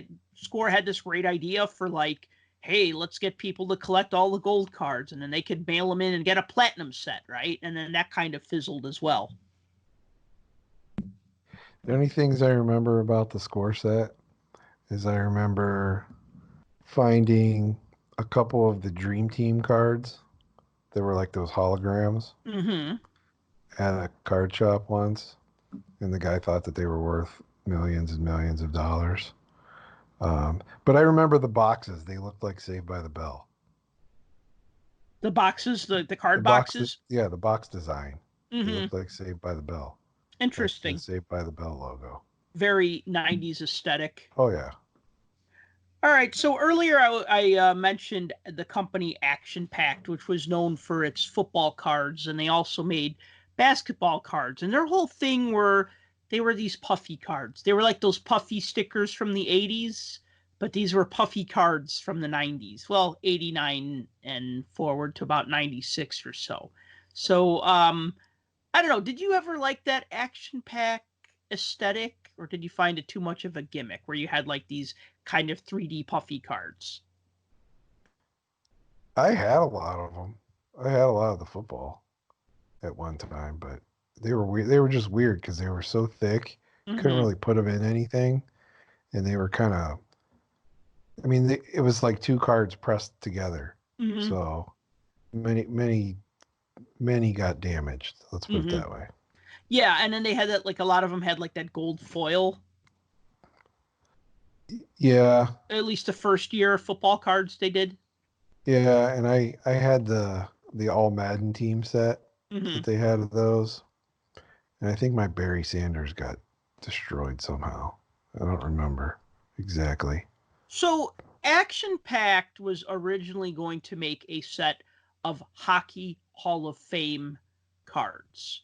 And they finally got all of that ironed out late in the 93-94 season. They were originally going to put them out in the summer, and then they realized, no, putting out a set of hockey cards in the summer would be a bad idea. We're going to wait until fall of 94. Well, lo and behold, the lockout happens, and Action Pact had to cancel that set. I don't know if they just canceled it or if retailers are just like, nah, we're not going to buy it. And then they just said, all right, well, we're not going to print it. And then it just kind of died there. I don't know why they didn't try to solicit it a year later. But then the other thing is that Action Pact had these other sets that they were going to put out. They weren't trading card sets. They were trading card like things because they couldn't get the rights to make trading cards. So they got the rights to make other things. So one was a set of lapel pins called Badge of Honor. One was a set of gigantic trading cards that were 8 by 10. Those were called Mammoth. One was a set called Big Picture, which was like a trading card, but it would unfold into a poster.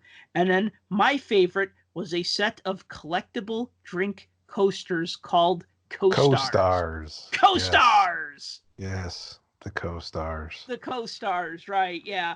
I mean, that one's got to be my favorite as far as like the bad ideas that never got made. The co-stars it's up there, man. It's like I don't know if somebody was going to really collect all 90 of them. Yeah, I probably would have tried, but I liked Action Pact. I was kind of excited that they were going to start making hockey collectibles. But yeah, that was another casualty of the lockout, was that nobody was ordering their product because there was a lockout. So Action Pact and the Hall of Fame set, the Co-Stars, Big Picture, Badge of Honor, and Mammoth all got canceled. Yeah, I don't know. Yeah, I know, and the world's a better place Yeah, because of it. yeah. I mean, it's just another one of those things of like the early to mid '90s, just glut of what could we possibly throw a picture of a player on that people might buy, you know? And that's really, oh, that could have been a good thing. Yeah, that could have been a good thing. So another set though. The players, they like to get paid. They like money. They like money from hockey cards. If there's no season and nobody's buying hockey cards, then they're not making money from hockey cards. So one thing that came out of this lockout was the Be a Player brand. And that was where the NHL players were like, well, hey, let's make hockey cards of us, but let's not involve the NHL in this set of cards. So you get Be a Player, which there's a couple of things here, a lot to process. You had pictures of players in generic NHLPA jerseys.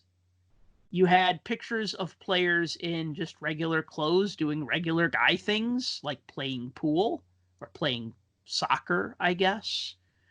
And then you had one autographed card per pack, which at the time was unprecedented. They were like $5 or $6 a pack, which was unheard of at the time. I remember somebody telling me, "Oh yeah, be a player. They're $6 a pack, but you get an autograph." But I'm like, "But they're $6 a pack." Like, oh my god! Right now, I mean, I'd pay $6 a pack to get a guaranteed autograph. I'd pay $10 a pack to get a guaranteed autograph. So that was ahead of its time. However, I don't know. I don't think that it's not necessarily a set that aged well. Yeah, and weren't there two Be a Player sets that came out that year? Yeah, there was the little set that was like a box set, and then there was like the bigger set that was in packs. Yeah, because I remember the smaller set, the cards looked more like, posed photos from people's senior year pictures. Yeah, they were like glamour shots, black and Yeah, white. Mm-hmm. like real close-up shots of everybody with their, fist under their chin, looking off into the distance kind of thing. Yeah, I got But one on my desk somewhere that I got to put into pages. It's been on my list of cards I got to put away. um, but yeah, I remember this set actually at a card shop that I used to frequent that no longer exists. Mm-hmm. And I remember the cards being, I honestly think they were more than $6 a pack, to be honest Really? with you. Yeah, I don't think they had them priced like that. I think they were priced closer to $10 a pack. Mm-hmm. And that's insane. And I never bought any. But they had a few autographs in their case at the time. Yeah, and I'm looking at these cards right now, and I mean, it's like, okay, here's a close-up of Eric Weinrich. Here's John Van Beesbrook wearing an NHLPA sweatshirt. Here's Nick Kyprios wearing an NHLPA jersey.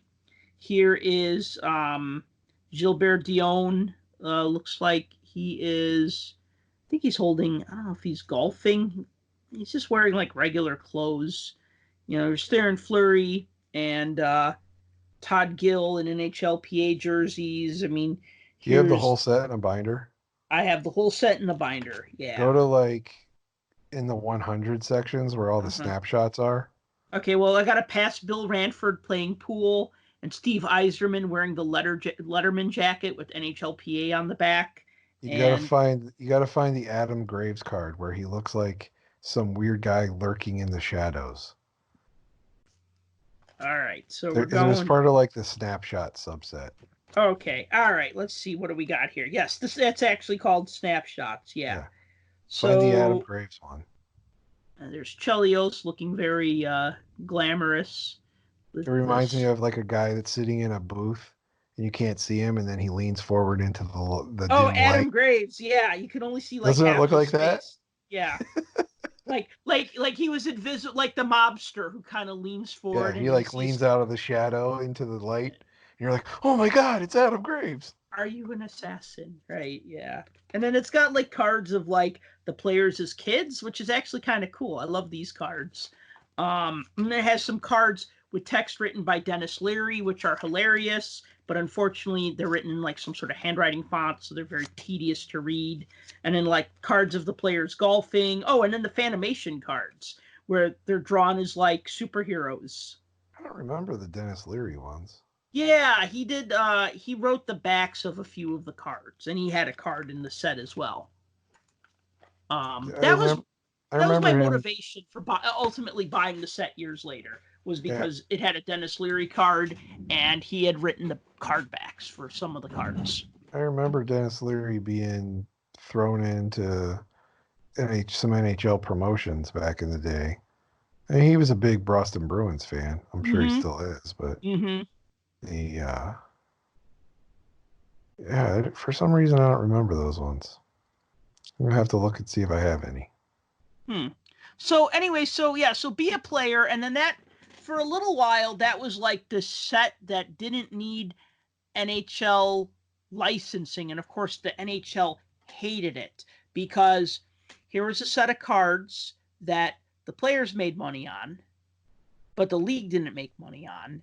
And because the players were willing to sign cards, that drove the price up, but that also made more money than like a 50-cent pack of cards or a dollar pack of cards. So it was, I mean, that was also that was a big game changer for a couple of reasons. Because if you think about it, like inserts were either something really cheap, like an insert sticker and like a top set, or they were kind of like once in a while, right? Like you'd get an Upper Deck hologram, and depending what year it was from, you'd either be like, well, this sucks, or oh, that looks nice, right? But like inserts were like a thing that would maybe happen every now and then. And if you got an autograph, I mean, I remember getting an autograph of Doug Gilmour in a set of classic cards from 93 and just being like, wow, I got an autographed card. You know what I mean? It was just such an infrequent thing. And so for Upper Deck and the players to basically say, hey, let's make this a really easy thing to get. So yeah, this did drive up the price of cards, but this made that aspect of collecting, autographs that much more attainable. So I mean, that was one thing that came out of the strike that was a positive, or Yeah, it was just a big change. and excuse me if this came from the article that you wrote, but I remember reading something about that set too, to the effect of when it was time to put the set out and pack everything out, they had every one of the autographs back from the players except for one guy.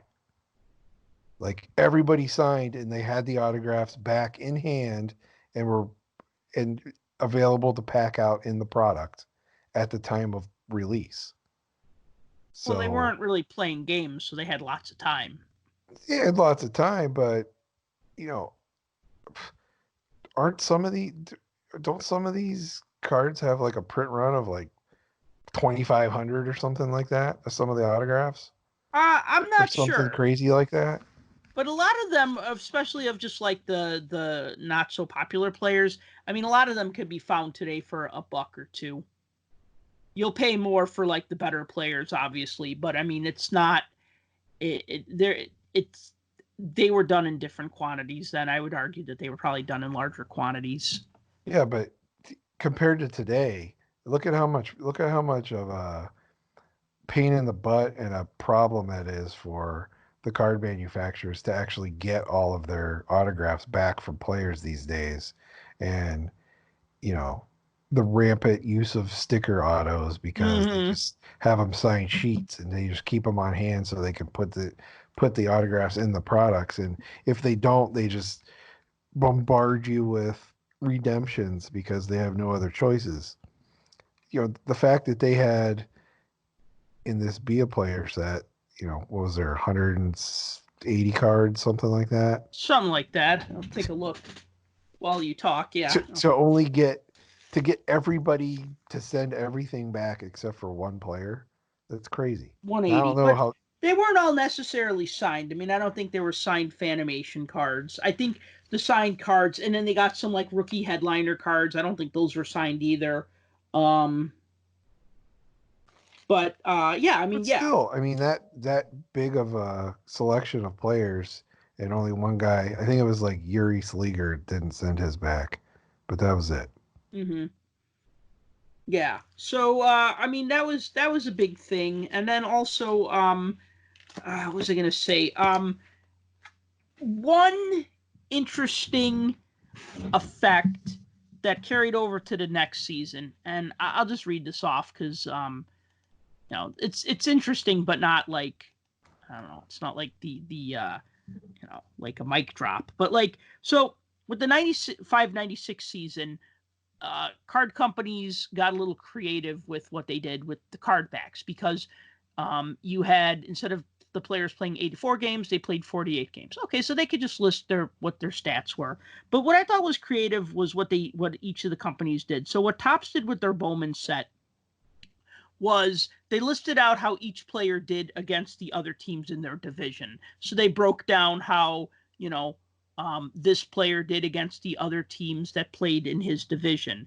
With Pinnacle Select, they actually broke down how each player did against every team in his conference, because during the lockout shortened season, the teams only played other teams within their conference. So they played their division rivals a lot. They played their conference, other teams in the conference.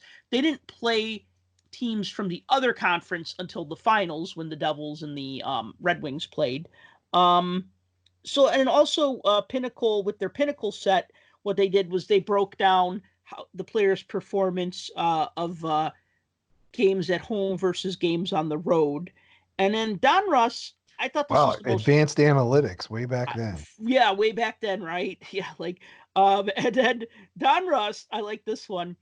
They showed what the players' stats were for the 48 game season, but then they also did projected stats if they played an 84 game season. And I thought that was cool because, I mean, obviously there's some margin of error there, but I thought it was just kind of a fun thing to do, like, and if the full season played out, his 32 goals would have been 51 goals or whatever, right? So I think that's kind of neat.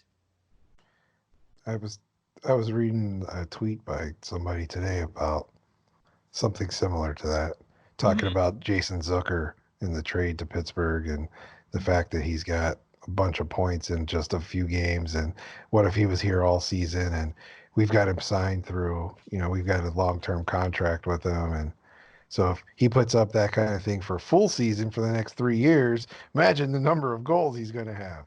It's like, okay. Yeah, it's like when Patrick Kane scores 2 goals in the Blackhawks' first game of the season, and everybody's like, Patrick Kane's on pace to score 164 goals, and it's just like, yeah, okay, it's not going to happen, obviously. But it's funny to say that, but it's not. Obviously, it's not going to happen. I mean, nobody can produce at that pace except maybe Gretzky back in the day or Lemieux back in the day. Or Ovechkin. Oh, yeah, or Ovechkin. So, yeah, so just reflecting on 94, 95, I think that was like the first year I really kind of cooled off on hockey a little bit because the lockout, the sets just kind of doing this stuff where, like, I didn't mind, like, cards being $1 a pack. Like, I didn't necessarily want Topps Finest that year. You know what I mean? Like, okay, great, they came out with Finest, but I didn't necessarily was like, oh my God, yes, an all chromium set of hockey cards. It wasn't something that I was like super excited about back in the day. Because then I was looking, I'm like, all right, well, now cards are getting really expensive per pack. And this was around the time my tastes changed and I started collecting action figures because I was a toy collector anyways around that point. But like 1995 is when Kenner started making Star Wars figures again. And so this is when I started collecting Star Wars figures, and maybe not collecting hockey cards as much. I was like saying, I got $20. I'll buy a couple of Star Wars guys instead of cards. So that for me, I was kind of transitioning from one hobby to another hobby. Although I did continue to collect hockey until like 97. And then for like the next few years, I was just like exclusively a toy collector. But yeah, so the lockout had a bit to do with that. Because, like you said, the cards weren't around as much. You didn't have Series 2 sets. It's not as much fun to collect hockey cards when the players are currently not playing. And then that all led to canceled sets, a push for higher end products and this legal battle. So it was a pretty interesting time for hockey cards. Yeah, and I think when I eventually did find stuff, the only cards that I even collected that year were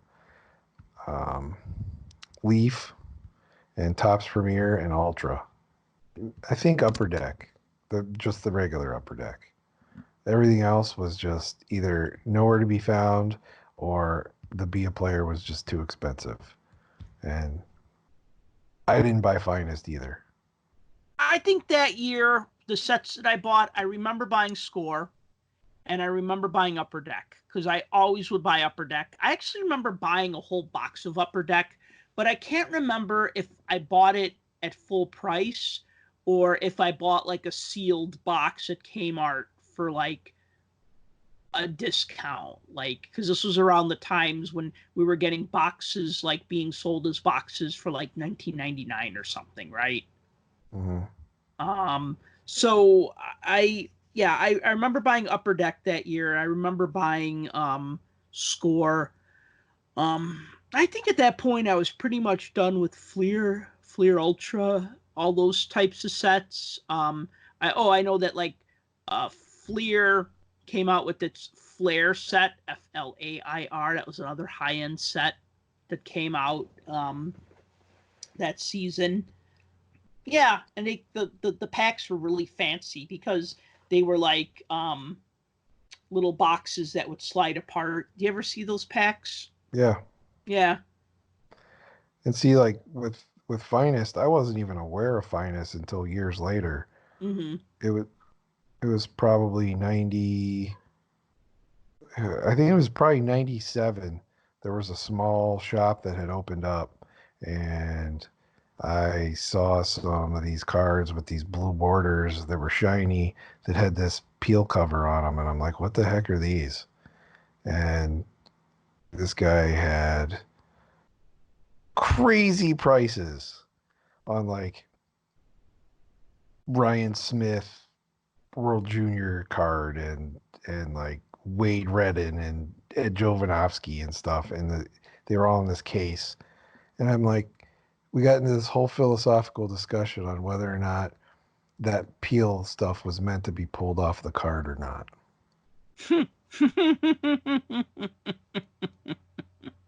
So I don't know. I suppose that's a discussion too. To peel or not to peel, that is the question. Yeah, I don't know. I say enjoy them, peel them, Collect what you want. Goes collect back to which. that. So yeah, so that was a interesting year in hockey cards. And that's pretty much all I got to say about that. It changed things. Some things for the better, some things for the worse. But yeah, it's kind of fun to look back. Yeah, and in the grand scheme of things, that whole lockout, the owners still didn't get their salary cap like they wanted. They got the rookies' salaries capped, but that was it. It took until way later. Well, they And needed that. Yeah, and another work stoppage yeah, where they canceled the entire season. The only professional sport in North America that canceled a whole season. yeah. Gotta love it, right? That Yeah. that it's only the NHL, right? Like when you hear about like extreme levels of dysfunction in like sports, it's always hockey, right? The only league to contract, the NHL, when the Cleveland Barons folded. Right. You know, the only league to lose an entire season to a work stoppage, the NHL. Right. You know, the only league to have one of its marquee teams upstaged by a Zamboni driver, the NHL. But we like that story. But we love that story. Yeah, but I wouldn't give up being a fan of this league in the world. I still think it's the best. Oh hell yeah, hell yeah, love hockey. You know, one thing I'm always quick to say is that I was kind of casually into sports as a kid. Family liked football. I watched the Bears. The Cubs were on, usually preempting G.I. Joe and Transformers after school. So I watched a lot of Cubs waiting for their game to end so my cartoons would come on. But it wasn't until I found hockey that I really got it, that I really understood that passion and that excitement for sports. I mean, that just, it clicked for me there. You know what I mean? It was like, it just made sense. It was awesome. And It's look still at you awesome. now. You are a World Beer Stanley Cup champion. Yeah, a Chicago Outdoor Hockey League champion. They gave us HL. COHL World Champion. Yes, See? lower D League in Niles, not the other rink, the Niles rink, not the other location because they got a couple of different locations. But yeah, yay, beer league hero. So anyway, any parting shots before we put a bow on this one? The only thing is, if anybody follows like hockey players and stuff on Twitter, you should follow Robin Leonard because he posted out what happens when you take a slap shot to the chest. It's a pretty interesting picture. Ouch. Yeah, So I'll have to... check it out. All right. Well, thank you, everyone, for listening to the Puck Junk Hockey Podcast. If you enjoyed this podcast, please tell your friends about it. Please subscribe to this podcast. Please consider buying a shirt to support this podcast over at shop.puckjunk.com. But until next time, thank you for listening.